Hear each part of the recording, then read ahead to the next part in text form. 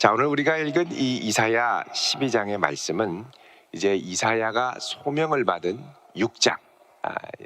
이사야가 누가 우리를 위하여 갈고 할 때 주여 내가 여기 있나이다 나를 보내소서 응답을 하지 않습니까? 그렇게 응답한 이사야에게 하나님께서 장차 이 하나님의 백성들에게 어떤 일을 행하실 것인가를 말씀을 하십니다. 여러분 6장을 잠깐 보겠습니다. 6장에 보면 하나님께서 내가 가서 말씀을 증거하지만 사람들이 듣기는 들어도 깨닫지 못하고 보기는 보아도 온전히 알지 못할 텐데 언제까지 일어나느냐?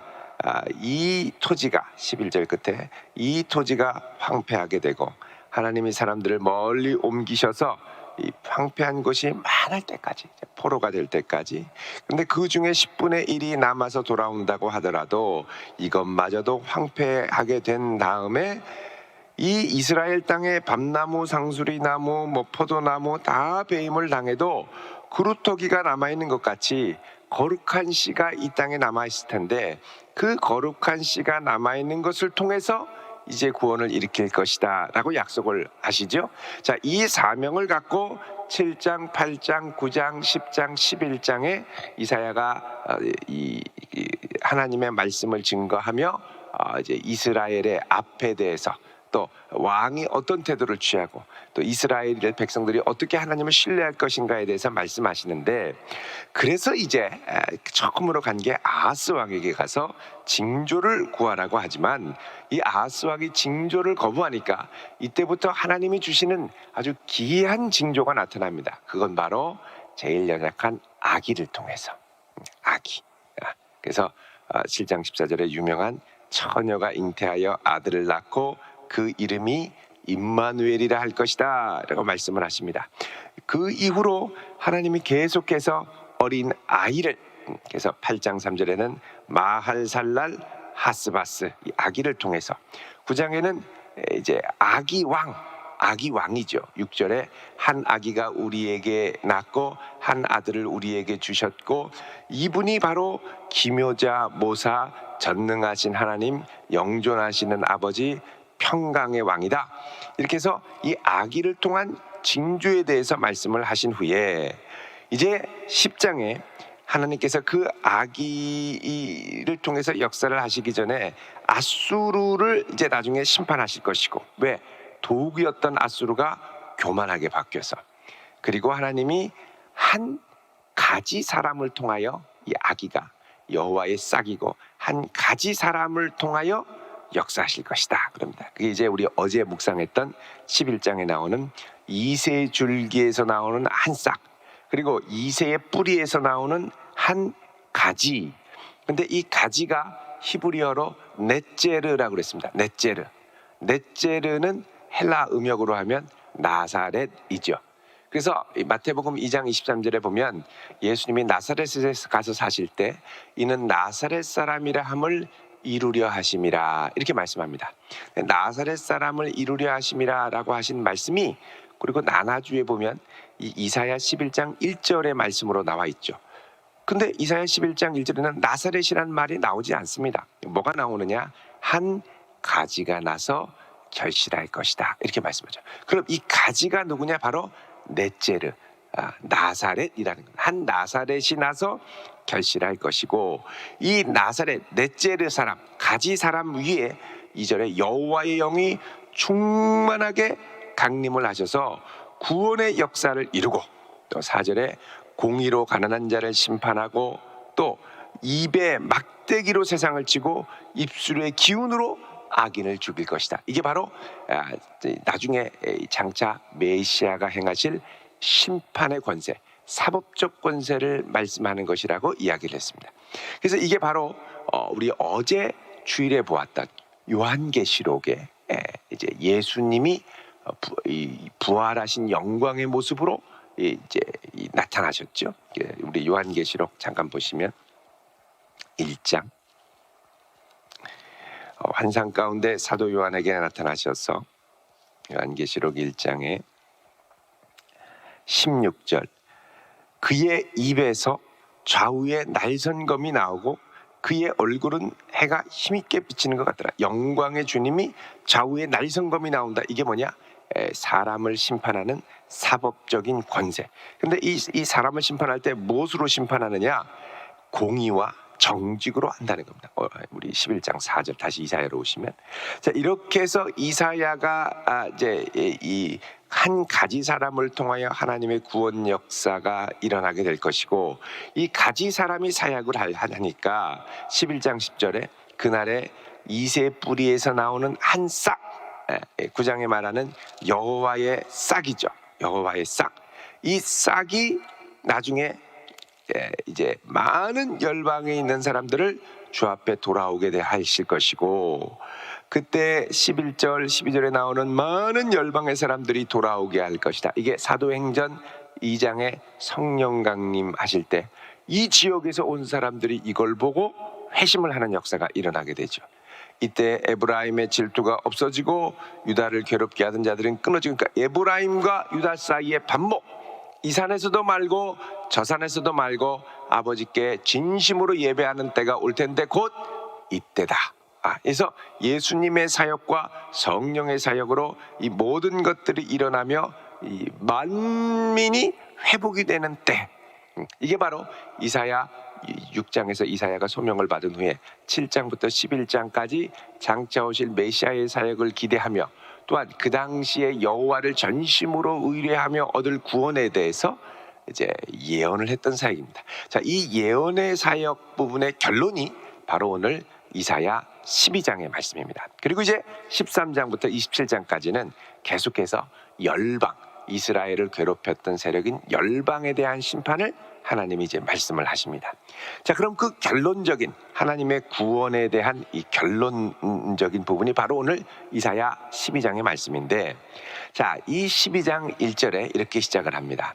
그날에, 자, 하나님께서 이 가지 사람을 통하여 회복하실 그때에 내가 말하기를,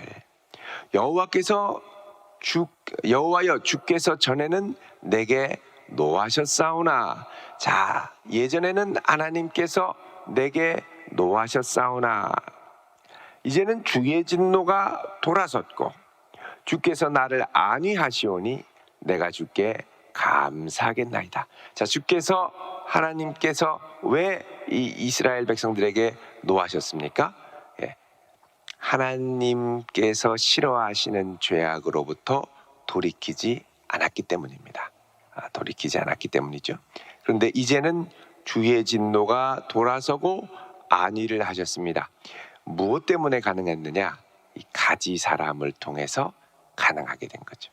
하나님이 일으키실 구원 역사, 여기에는 이스라엘의 공로가 전혀 들어있지 않습니다. 공로가 배제되죠. 자기 노력과 열심으로 하는 게 아니라 하나님의 은혜의 물결로 되는, 그런 의미에서 사실 한 아기를 통하여 주는 징조도 너희들 이스라엘의 공로가 아니라 하나님의 신실하심으로 너희들을 구원하실 것이라는 하나님의 자기 신실함에 대한 약속입니다. 그래서 전에는 이 하나님께서 이 불성실한 이스라엘에 대해서 노하셨으나 이제는 돌이키셨다. 어떻게 돌이키실 수 있었느냐? 하나님의 신실하심으로, 또 이런 주님의 역사하심으로 나를 안위하시오니, 위로해 주시니 내가 감사하겠나이다. 그러면서 비로소 2절에 이렇게 고백을 합니다. 보라, 하나님은 나의 구원이시라. 여태까지는 아닌 줄 알았습니다. 계속 하나님이 치시고 얻어맞게 하시고, 야, 어떻게 하나님이 우리를 이렇게 괴롭히시느냐? 하나님이 나의 구원이라고 말하지 못했습니다. 열방에 의해 괴롭히고 주변 세력에 의해 괴롭힘을 당하고 구원이라는 확신이 없었습니다. 그래서 이걸 뭐냐? 머리로만 아는 하나님입니다. 그런데 이제 경험해 보니 정말 하나님이 나의 구원이시더라는 거죠. 여러분, 우리가 하나님을 머리로만 알고 고백할 때가 참 많습니다. 그렇다는데 뭐 여러분, 그 하나님이 나의 하나님이 될 수 있기를 축원드립니다. 경험하고 확신하고 붙들어야 할 하나님이죠. 내 연약함에도 불구하고 이걸 뛰어넘어 나를 붙들어 주시는 하나님의 신실함을 발견할 때 비로소 뭘 고백할 수 있느냐? 하나님은 나의 구원이시다라는 고백을 할 수가 있습니다. 이때서야 비로소 뭐라 그러냐면 내가 그를 신뢰하고 두려움이 없으리니. 여태까지 하나님 불신하고 주변 환경을 두려워하고 떨었죠. 근데 이제서야 비로소 하나님을 신뢰하고 두려움이 없는 상태로 바뀌게 됐습니다. 그럼 우리가 늘 이런 마음으로 살면 얼마나 좋겠습니까마는 늘 주변의 환경과 보면 항상 두려움이 찾아오고 하나님을 신뢰하고자 하는 마음에서부터 이탈해질 때가 많이 있죠.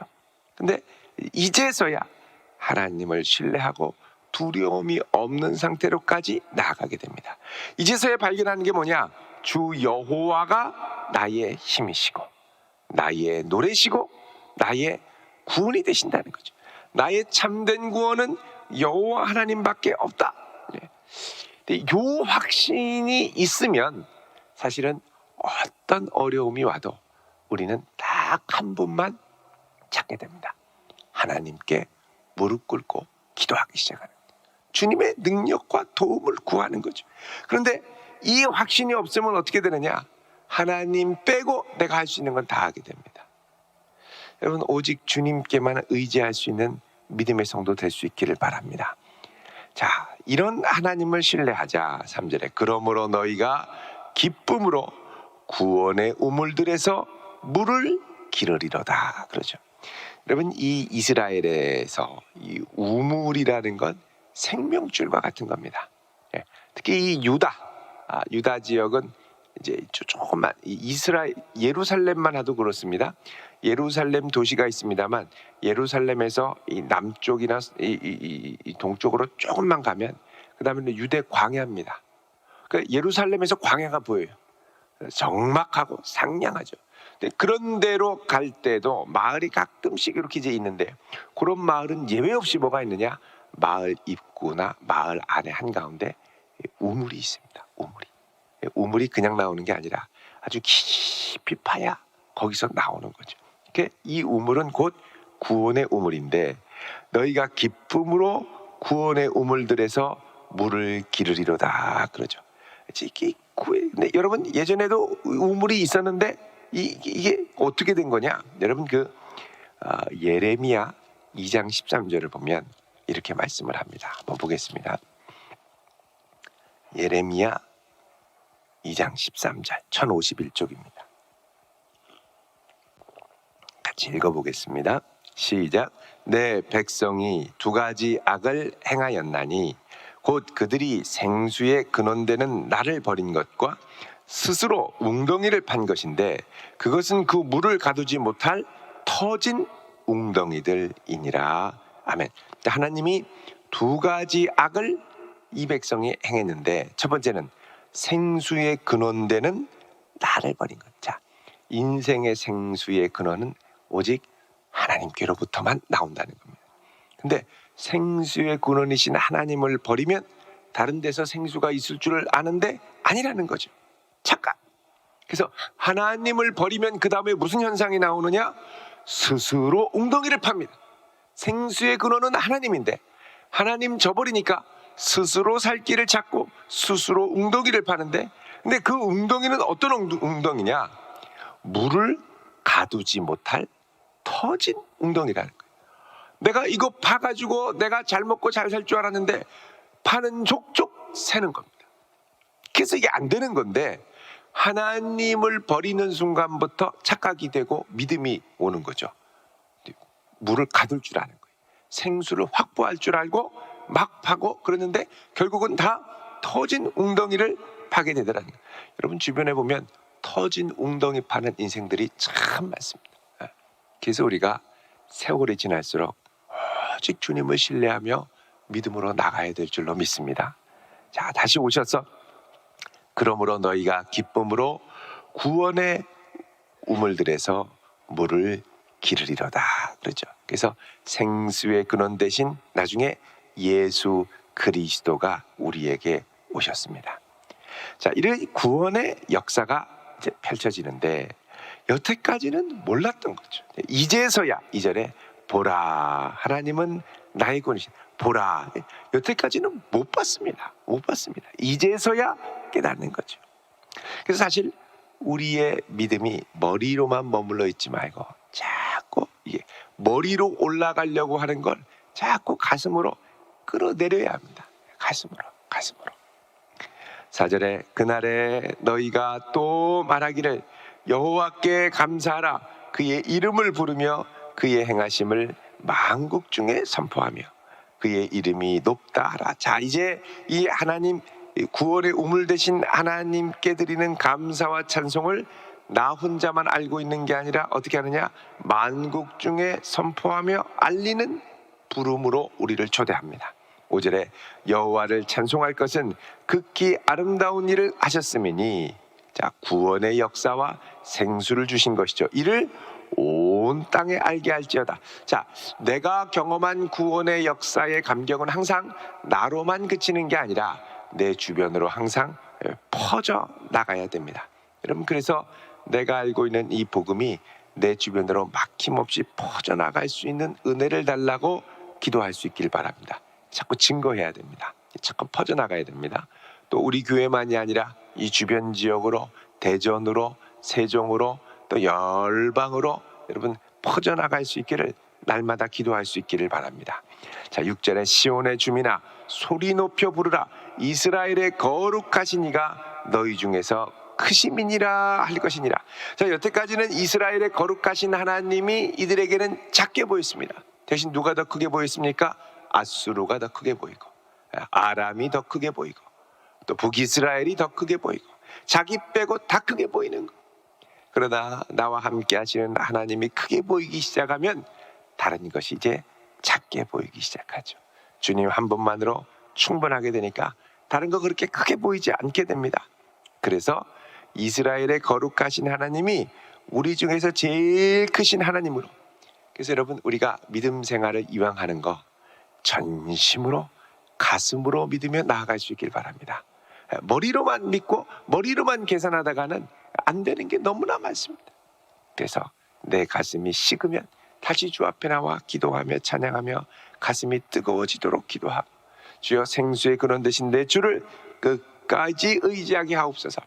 결국 이 가지 대신 이 가지 사람 임마누엘 어린 아기의 사역을 통하여 열방과 이스라엘의 구원을 얻고 하나님께 돌아오는 이 역사의 클라이막스에 이사야 오늘 12장에는 정말 하나님만이 나의 구원이시고 이제 나는 이 하나님을 신뢰하고 두려움이 없을 것이다 라고 고백을 하죠. 사실 여태까지 이 하나님을 신뢰할 때 두려움이 있을 만도 했던 것, 왜냐하면 하나님이 그 징조와 역사를 일으키실 때 아기를 통해서 하셨거든요.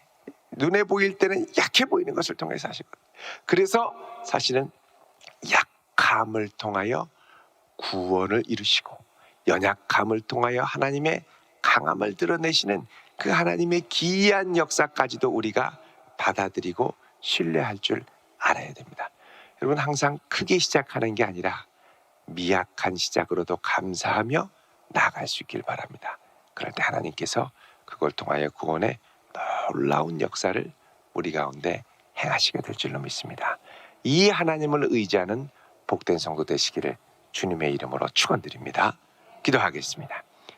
거룩하신 아버지 하나님, 하나님이 우리의 구원이시며 우리의 기쁨이 되시며 구원의 우물 되시오니 이 아침에 이 하나님을 의지하는 하나님의 백성들 함께하여 주시고 크신 은혜와 능력으로 붙들어 주시옵소서. 오늘 이 아침 주 앞에 감사함으로 간절한 기도의 제목을 올리며 예물을 드리오니 주님이 예물을 흠양하시고 기쁘게 받아주시며 역사하시고 응답하여 주시옵소서. 이 한날 주께 맡기오며 예수 그리스도의 이름으로 기도하옵나이다. 아멘.